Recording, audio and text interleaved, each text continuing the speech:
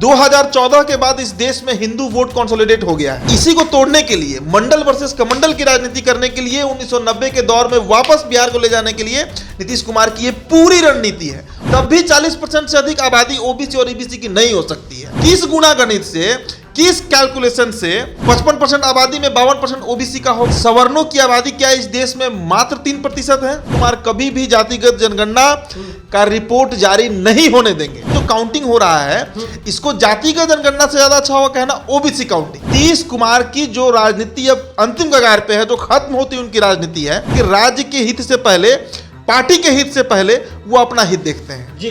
जातिगत जनगणना से बिहार राज्य को फायदा हो या ना हो, 2014 के बाद ब्राह्मण हो, बनिया हो या बढ़ई हो, सब हिंदुत्व के नाम पे वोट कर रहे हैं। तो नीतीश कुमार 90 में जो मंडल वर्सेस कमंडल की राजनीति थी उसको एक बार फिर से उस जीन को निकालना चाह रहे हैं। बीजेपी आज के समय में जो राजनीति कर रही है वो सभी समीकरण को ध्वस्त कर दे रही है। वहां पर एजेंडा हो जा रहा है हिंदू वर्सेस मुस्लिम। बिहार में जातीय जनगणना की शुरुआत 7 जनवरी से हो गई है। सूबे के सभी जिलों में जातीय जनगणना तेजी से कराए जा रहे हैं। जिलाधिकारी से लेकर तमाम जो पदाधिकारी हैं लोगों के घरों को गिनते नजर आ रहे हैं और इस पर राजनीति तेज हो गई है। पूरा मामला कोर्ट तक भी जा गया है। और हम बात करेंगे उदीप जी से, जिस तरीके से बिहार में जातिगत जनगणना की राजनीति रही है, एनडीए की सरकार थी तभी भी इस पर राजनीति हुई। अब जो जनगणना जब हो रही है तो इस पर भी कहा जा रहा है कि जातीय उन्माद फैल जाएगा।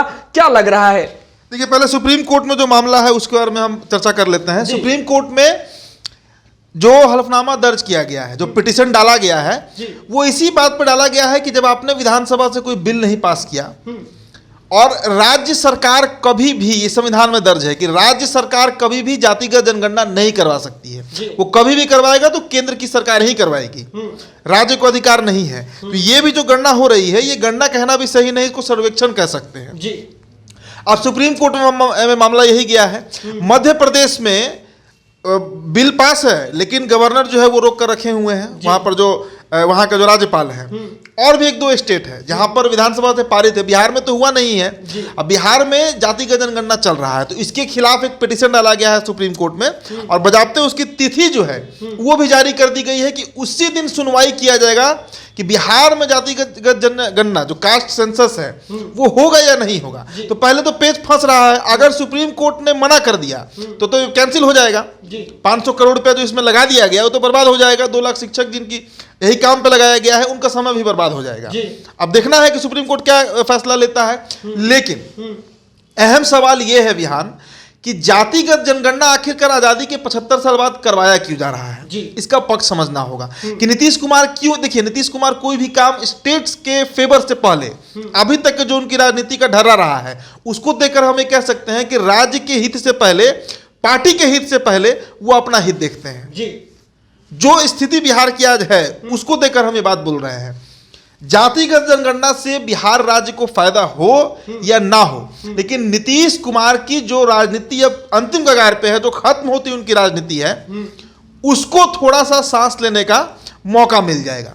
लेकिन ये भी एक बात पक्के तौर पर मैं दावे के साथ कह रहा हूं कि नीतीश कुमार कभी भी जातिगत जनगणना का रिपोर्ट जारी नहीं होने देंगे। असंभव है। देखिए, देश में सबसे पहले समझिए कि जनगणना हो कब से रहा है। 1881 से जनगणना इस देश में शुरू हुआ। तब कांग्रेस के उसमें जो प्रेसिडेंट हुआ करते थे, जिन्होंने स्थापना भी किया 1885 में जाकर, एओ ह्यूम, वो पहले जनगणना कमिश्नर थे। उसके बाद अंतिम जनगणना जो है वो 1941 में हुआ, 1941। लेकिन उसका रिपोर्ट जारी नहीं हो सका। उस समय कोई यीट्स थे, उनका नाम मैं भूल रहा हूं, अंग्रेजी थे, वही जनगणना कमिश्नर थे। लेकिन 1931 का जो जनगणना का रिपोर्ट था वो जारी किया गया था। मतलब किस जाति की कितनी आबादी है, किस किस जगह पे कौन कौन सी जातियां ज्यादा आबादी में है, कम आबादी में है, उसका रिपोर्ट जारी किया गया था। देश आजाद हुआ। देश के आजाद होने के बाद यह तय किया गया कि देश में अब जातिगत जनगणना नहीं होगा। तो 1951 से लेकर 2011 तक देश की आबादी को गिना गया और उनके साथ साथ जो माइनॉरिटीज हैं, जो अल्पसंख्यक हैं, जिनमें कुल 6 होते हैं, मुस्लिम है, क्रिश्चियन है, पारसी है, जैन है, बौद्ध है, मतलब 6 है इनमें। इनके अलावा अनुसूचित जाति और अनुसूचित जनजाति, इनका काउंटिंग होते रहा है। लेकिन ओबीसी कहिए, ईबीसी कहिए या फिर सवर्ण कहिए, इनका काउंटिंग नहीं होता है। तो बेसिकली ये जो काउंटिंग हो रहा है इसको जातिगत जनगणना से ज्यादा अच्छा होगा कहना ओबीसी काउंटिंग। जी। पूरी राजनीति ओबीसी के लिए हो रही है, पिछड़ा अति पिछड़ा के लिए ही राजनीति है। जी। अब समझिए 2011 में केंद्र की सरकार, उस समय मनमोहन सिंह प्रधानमंत्री हुआ करते थे, उन्होंने जातिगत जनगणना करवाया था इस देश में, लेकिन रिपोर्ट जारी नहीं हुआ गया। कहा गया कि कई तरह के तर्क दिए गए लोकसभा में और जातिगत जनगणना का रिपोर्ट जारी नहीं किया गया। जी। अब देखिए फिर 2021 बीत गया, जाति जो पॉपुलेशन काउंटिंग था वो तो हुआ लेकिन ये नहीं हो पाया। तो उसके बाद से बिहार में टैंट्रम शुरू हुआ। तमाम पार्टी, जनकराम भी गए थे भाजपा से, आपको याद होगा। ऐसा नहीं कि बीजेपी इसमें छूता है, बीजेपी भी इसमें सपोर्ट कर रहा था क्योंकि उस समय नीतीश कुमार के साथ थे ये लोग। तेजस्वी यादव 8 सदस्यों में 10 लोग गए थे टोटल, 10 लोगों की टीम गई थी। मुकेश सहनी भी गए थे, तेजस्वी यादव, नीतीश कुमार, सभी बड़े नेता यहाँ से पहुंच गए थे। केंद्र ने उसको नकार दिया। तो अब ये जनगणना जो है, आप समझिए कि 2011 में जो रिपोर्ट जारी की गई, किसकी? माइनॉरिटीज की, एसटी की और एससी की, मतलब अल्पसंख्यक, अनुसूचित जाति और अनुसूचित जनजाति, इनका जो रिपोर्ट जारी किया गया उसका आप जरा आंकड़ा 2011 के हिसाब से समझ लीजिए। 2011 के रिपोर्ट के अनुसार जो अल्पसंख्यक समाज, मुस्लिमों की आबादी 14.6%, क्रिश्चियन की आबादी 2.3%, सिख की आबादी 1.7%, बौद्धिस्ट की आबादी 0.7%, जैन की आबादी 0.4% और पारसी समुदाय जो सबसे बड़ा अल्पसंख्यक है वो 0.006%। और इसको अगर आप जोड़िएगा तो इस देश में अल्पसंख्यकों की कुल आबादी 19.3% हो जाती है। ये 2011 के जनगणना के ऑफिशियल स्टैटिस्टिक्स हैं। ये मतलब स्टैट्स हैं जो बता रहे हैं कि 19.3% आबादी इस देश की अल्पसंख्यक है। मुस्लिम, क्रिश्चियन, सिख, पारसी, जैन, बौद्ध। क्लियर हो गया? इसके अलावा बात किया जाए जाति, ये अनुसूचित जाति और अनुसूचित जनजाति, यही दो बच रहा है जिनकी काउंटिंग हुई। तो अनुसूचित जाति की कुल आबादी पूरे देश में पैन इंडिया 16.6% था और अनुसूचित जनजाति की बात कीजिए तो उनकी कुल आबादी इस पूरे देश में 8.6% है 2011 के अनुसार। अब इसको पूरा जोड़िए आप, अल्पसंख्यक जो है उनको जोड़िए, अनुसूचित जाति को जोड़िए, अनुसूचित जनजाति को जोड़िए, तो ये जो कुल आंकड़ा है वो करीब 44.4% हो रहा है। मतलब ऑन एन एवरेज आप मान सकते हैं कि इस देश की आधी आबादी से 5% कम 45% आबादी इस देश की एससी है, एसटी है और माइनॉरिटीज है। अब कितना बच गया? 55% बचा।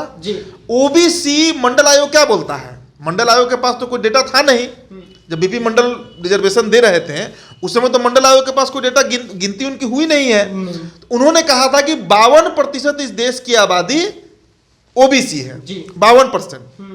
अब आप एक बात तार्किक तौर से सोचिए कि अगर 52% को ही हम मान लें, जिसकी बात बार बार लालू यादव भी करते रहे हैं, नीतीश कुमार भी करते रहे हैं, अखिलेश यादव भी करते रहे हैं और वो तमाम समाजवादी पार्टियां करती रही हैं देश में जो ओबीसी की पॉलिटिक्स करती हैं, उनका दावा रहता है 52%, 55% या 60%। तो जब 45% आबादी इस देश में एससी, एसटी और माइनॉरिटीज की हो गई तो 55% में आखिरकार किस गुणा गणित से, किस कैलकुलेशन से 55% आबादी में 52% ओबीसी का होगा? और अगर 52% उनकी आबादी है तो बड़ा सवाल अब ये उठनेगा यहां पर कि सवर्णों की आबादी क्या इस देश में मात्र 3% है? असंभव है, संभव हो ही नहीं सकता है, क्योंकि 1931 के गणना में, उसी साल जो गणना हुआ था उसमें जो सवर्ण समाज जो कहते हैं, आप भूमिहार कह लीजिए, ब्राह्मण कह लीजिए, कायस्थ कह लीजिए, राजपूत कहिए, खत्री कहिए, बर्नवाल कहिए, जो कहिए उनको, उनकी उस समय आबादी 17% आई थी। तो 17 से गिर के 3 तो हो नहीं सकता है, असंभव है। तो ओबीसी का जो कुल गणना होगा, 45% तो ये लोग का रिजर्व है भाई, एसटी, एसटी और मुस्लिम अल्पसंख्यक माइनॉरिटी। अब अगर गलती से भी अगर ओबीसी की आबादी इस काउंटिंग में 40% के नीचे आ गई, जो कि हो सकता है, आप अगर 15% भी सवर्ण जोड़ लीजिए तो 60% के आसपास आबादी जो है वो चला गया, बचा 40%। मतलब पूरा ओबीसी और पूरा ईबीसी अगर 40% के अंदर आ गया, नीतीश कुमार उस स्थिति में नहीं होंगे कि वो जातिगत जनगणना का रिपोर्ट जारी कर पाए। कोई भी आंकड़ा मैंने अपने मन से नहीं बताया है, सरकार का आंकड़ा है जो 2011 में गणना हुआ। और अगर 17% सवर्ण थे 1931 में, वो कम होकर 15% भी आ गए हैं, तब भी 40% से अधिक आबादी ओबीसी और ईबीसी की नहीं हो सकती है। आपने ये बताया कि नीतीश कुमार इसकी रिपोर्ट नहीं जारी करेंगे। नीतीश कुमार ने जातिगत जनगणना पर लगातार कहा है कि इससे बिहार के लोगों को फायदा होगा। क्या फायदा दिख रहा है नीतीश कुमार को इसमें? कर्नाटक में सिद्धरमैया भी यही बात कह रहे थे और बार बार कह रहे थे कि जातिगत जनगणना से स्टेट को यह फायदा होगा, सोशियो इकोनॉमिक फायदा होगा, हर तरह से हम फायदा दे देंगे। लेकिन जब वहां का काउंटिंग हुआ तो 2016 के बाद वो रिपोर्ट क्यों नहीं जारी किया गया? कर्नाटक में तो वो रिपोर्ट नहीं जारी किया गया, दबा दिया गया। कारण क्या था? वहां पर राजनीति थी लिंगायत की, वो उनकी आबादी बहुत कम हो गई और जो दलित थे उनकी आबादी बहुत ज्यादा हो गई और सरकार उस स्थिति में नहीं रही कि वो रिपोर्ट को जारी कर सके। तो ये इतना आसान मसला नहीं है कि आप काउंटिंग कराइएगा और तुरंत रिपोर्ट जारी कर दीजिएगा। अब मान लीजिए कि आप 40% के अंदर अगर ओबीसी आ गया तो पहले तो इनका जो डिमांड है कि हमको 52% रिजर्वेशन चाहिए वो कैंसिल हो जाएगा, पूरी राजनीति ही इनकी पानी फिर जाएगी उसके ऊपर। और दूसरा बात ये समझिए अभियान, एक और अहम मुद्दा है इसमें कि यादव वोट जो 17% ये लोग क्लेम करते हैं, अगर वो खसक के 10 या 12% पे आ गया, अनुमानित है 17%, कोई गिना नहीं है, हम भी नहीं कह रहे कि वो 10 से 12% होगा, लेकिन हो सकता है, इसकी संभावना है, प्रोबेबिलिटी है कि वो हो सकता है 10% 12%। उसके बाद जो तेजस्वी यादव उड़ते हैं और लालू प्रसाद यादव जो एमओआई समीकरण को 30% 35% अपने मन से करते रहते हैं, उनको भी बहुत बड़ा नुकसान है। अगर मान लीजिए कुर्मी वोट, इसको 1 से 1.5% 2% बिहार में बोलता है लोग, वो अगर 5% आ गया, कोयरी वोट अगर 8 या 10% आ गया, परसेंटेज जो है उनकी आबादी का, तो उस स्थिति में तो तेजस्वी यादव बैकफुट पे चले जाएंगे और नीतीश कुमार सर्वासर्वी होने लगेंगे। तो इतना आसान मसला नहीं है कि आप फट से जनगणना कराएं और रिपोर्ट जारी हो जाएगा। देखिएगा इसमें बहुत पेच फंसने वाला है। पहले तो नीतीश कुमार का प्लानिंग था कि जातिगत जनगणना पर बड़ा आंदोलन हो जाए राज्य में, हो नहीं पाया, फेल कर गया। काउंटिंग शुरू हो गया है, दूसरा फेज अकाउंटिंग भी 2 महीने के बाद होना है और वो रिपोर्ट जैसा बता रही है सरकार की बहुत जल्द जारी हो जाएगी। इतना आसानी से जारी नहीं होने वाला है, इस बात को आप गांठ बांध कर रख लीजिए, क्योंकि सरकार इसमें फंसेगी। 52%, 55%, 60% जो ओबीसी का बात ये लोग करते हैं, 45% जब एससी एसटी और माइनॉरिटीज हैं, 3% सवर्ण हो सकते हैं। यह संभव बात है, पॉसिबल ही नहीं है कि 3% सवर्ण होंगे। मेरा आखिरी सवाल है कि लोकतंत्र में कहा गया है कि धार्मिक उन्माद से समाज का माहौल बिगड़ता है और ये जातीय उन्माद, जातियों की गणना, इससे भी तो समाज में माहौल बिगड़ सकते हैं। इसका एक सीधा सा आप पहलू समझ लीजिए, 2014 के बाद इस देश में हिंदू वोट कंसोलिडेट हो गया है।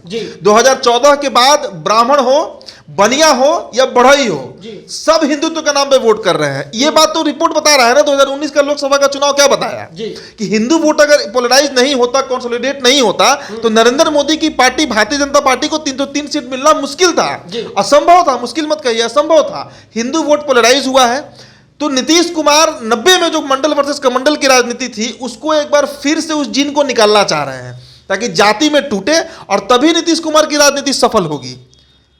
ऐसे असंभव है कि नीतीश कुमार की राजनीति अब बिहार में 2024 छोड़िए, आज अगर लोकसभा चुनाव हो जाए तो बीजेपी मजबूत स्थिति में निकल के आ जाएगी सामने। क्योंकि यहां पर मसला आप देखिए, 90 से लेकर 2020 तक का हिसाब किताब समझिए।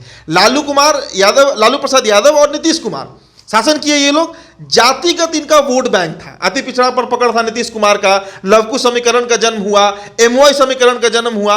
लेकिन बीजेपी आज के समय में जो राजनीति कर रही है वो सभी समीकरण को ध्वस्त कर दे रही है। वहां पर एजेंडा हो जा रहा है राम मंदिर, वहां पे एजेंडा हो जा रहा है धारा 370, वहां पे एजेंडा हो जा रहा है भारत वर्सेस पाकिस्तान, वहां पर एजेंडा हो जा रहा है हिंदू वर्सेस मुस्लिम। इसी एजेंडे पर बीजेपी काम कर रही है। तो उस स्थिति में हिंदू वोट पोलराइज होता है। 2014 में 282 सीट मिलना, 2020-19 में 303 सीट मिलना, इस बात को बार बार इस बात की चर्चा मतलब करवा देता है कि आखिरकार जो एक तिलिस्म था, जो जिन निकल रहा था लालू यादव के समय में, वो कहाँ गायब हो गया? वो इसी तरह गायब हुआ कि हिंदू वोट एक साथ आ गया। तो इसी को तोड़ने के लिए, मंडल वर्सेस कमंडल की राजनीति करने के लिए, 1990 के दौर में वापस बिहार को ले जाने के लिए नीतीश कुमार की ये पूरी रणनीति है। और क्या इसका मकसद हो सकता है? जातिगत जनगणना कर्नाटक करवाए, क्यों नहीं रिपोर्ट पब्लिश किया? उनका जो सोच था कि इनकी आबादी ज्यादा आएगी वो कम हो गई, आज जिनका कम वो सोचे थे वो ज्यादा हो गया। अब एक और सीन सोचिए, अगर सवर्ण की आबादी 20% आ गई, 45% है एससी एसटी और माइनॉरिटी, तो क्या 35% मात्र रह जाएंगे ओबीसी? तो 27% रिजर्वेशन उनका सही है, फिर तो उनको रिजर्वेशन बढ़ना ही नहीं चाहिए। तो बहुत एंगल है इसमें, इतना आसान मसला नहीं है जितना लग रहा है लोगों को। और दावे के साथ नहीं, लेकिन इस बात को आप मानकर चलिए कि ये रिपोर्ट जारी नहीं होने जा रही है। चलिए, बिहार में जातीय जनगणना हो रहा है, करीब 550 करोड़ रुपए खर्च हो रहे हैं। जातीय जनगणना को लेकर शिक्षकों को भी की जो ड्यूटी है वो लगा दी गई है। कड़ाके की ठंड पड़ रही है और आप यकीन मानिए इस राज्य में सूबे के मुखिया नीतीश कुमार जातीय जनगणना को लेकर बेहद परेशान नजर आ रहे हैं और ये तमाम जो राजनीतिक चर्चाएं हैं, गंभीरताएं हैं, वो हमने आपको बताई। तमाम जो बड़े राजनेता है या फिर विशेषज्ञ हैं जो राजनीति को अच्छी तरीके से समझते हैं, तो उनसे हमने ये आंकड़ा लिया है। उदीप जी ने भी उन सभी चीजों का अध्ययन किया, उसके बाद आपको बताया। आपको क्या लगता है कि बिहार में जातीय जनगणना से कितना कुछ फायदा होने वाला है, लिखकर बताइए। वीडियो पसंद आए तो शेयर कीजिए, हमारे चैनल को सब्सक्राइब कर लीजिए। बहुत बहुत धन्यवाद।